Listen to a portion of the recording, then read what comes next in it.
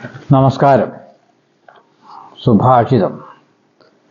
സന്താപാദ് ഭ്രംശ്യതേ രൂപം, സന്താപാദ് ഭ്രംശ്യതേ ബലം, സന്താപാദ് ഭ്രംശ്യതേ ജ്ഞാനം, സന്താപാദ് വ്യാധീം മൃച്ഛതി.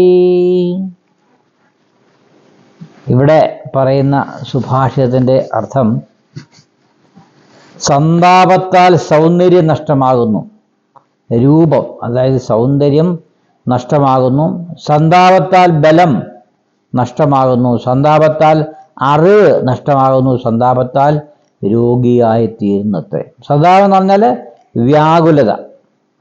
നമ്മുടെ വ്യാകുലത കൊണ്ട് നമ്മുടെ ആരോഗ്യവും നമ്മുടെ സൗന്ദര്യവും നമ്മുടെ അറിവുമൊക്കെ നഷ്ടപ്പെടും. നല്ല അറിവുള്ളവരാണ്, പക്ഷെ ഏതെങ്കിലും കാരണത്താൽ ഒരു വ്യാകുല ചിത്തനായാൽ ആ ആളിൻ്റെ അറിവ് എന്നേക്കുമായിട്ട് ചിലപ്പം മറിഞ്ഞ് വിവേകബുദ്ധി ഇല്ലാത്ത ഒരാളായി മാറുന്നു.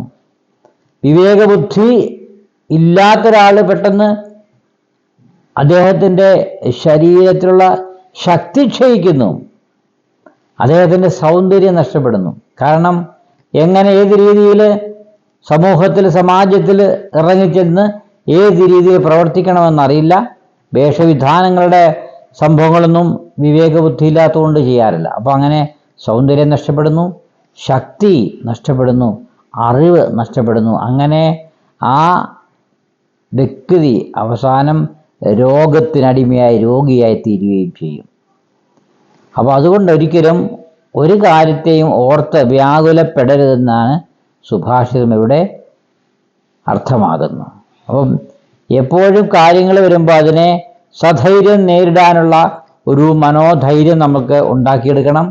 ആ മനോഗതി നല്ലതായ രീതിയിൽ എടുക്കുമ്പോഴാണ് വിവേകബുദ്ധി ഉണ്ടാകുന്നത്. വിവേകബുദ്ധി ഉണ്ടാകുമ്പോൾ ശക്തിയും സൗന്ദര്യവും അറിവും, അതായത് മറ്റേത് കാര്യത്തിനെയും നിയന്ത്രിക്കാനുള്ള ഒരു പ്രത്യേക മനസ്സ് നമ്മളിലേക്ക് വന്നു ചേരുമെന്നിവിടെ സുഭാഷിതം സൂചിപ്പിക്കുകയാണ്.